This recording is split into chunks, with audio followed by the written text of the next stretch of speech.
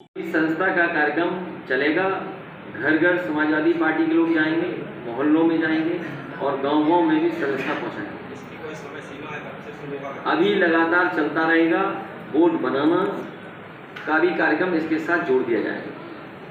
Board बनाने का भी बड़े पैमाने पर बीजेपी के लोगों ने समाजवादियों के वोट कटवाए थे।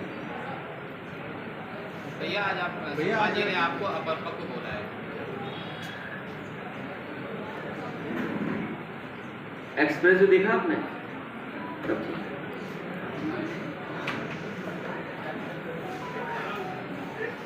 देखा नहीं? देखा एक्सप्रेस? कभी कभी बीजेपी के लोग अपनी भाषा दूसरों से बुलवाते हैं। आज सवाल ये है, आपको ये पूछना चाहिए, हमारे बुद्धिजीवी पत्रकार दीपू चौहान को बुलाइए अंदर। पत्रकार साथी, पीडब्ल्यूडी विभाग में ट्रांसफर पोस्टिंग में घोटाला हो गया। आप सवाल नहीं पूछ रहे। नमामि गंगे में उनके ही मंत्री ने कहा कि मैं एक विशेष जाति से आता हूं, इसलिए मुझे अपमानित होना पड़ता है। सोचिए, भारतीय जनता पार्टी में पिछड़ों को अपमानित होना पड़ता है। और हमारे बहुत सारे जो ऐसे वर्ग हैं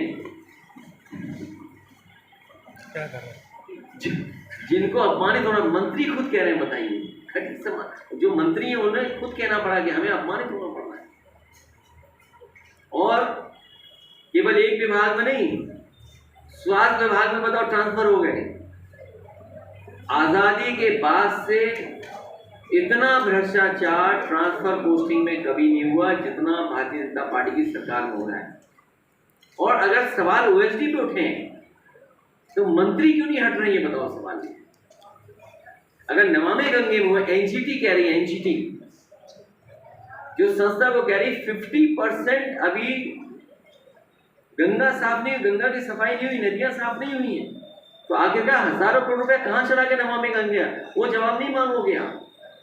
डीजल पेट्रोल कितना महंगा, खाद कितनी महंगी, डीएपी कितनी महंगी, और बिजली का बिल कितना महंगा है। इसीलिए बीजेपी से कोई सवाल ना पूछे, इसलिए बीजेपी कहीं न कहीं दूसरे लोगों को आगे करती है। यही डिवाइडेड रूल है। डिवाइडेड रूल केवल ये नहीं है कि जातियों में झगड़ा करा दो, धर्म में झगड़ा करा दो, विपक्ष भी सवाल ना पूछ पाए, विपक्ष भी एक न रहे, ये भी डिवाइडेड रूल का हिस्सा है। इसीलिए देखा नहीं आपने क्या क्या लाभ दिया जा रहा है लोगों को।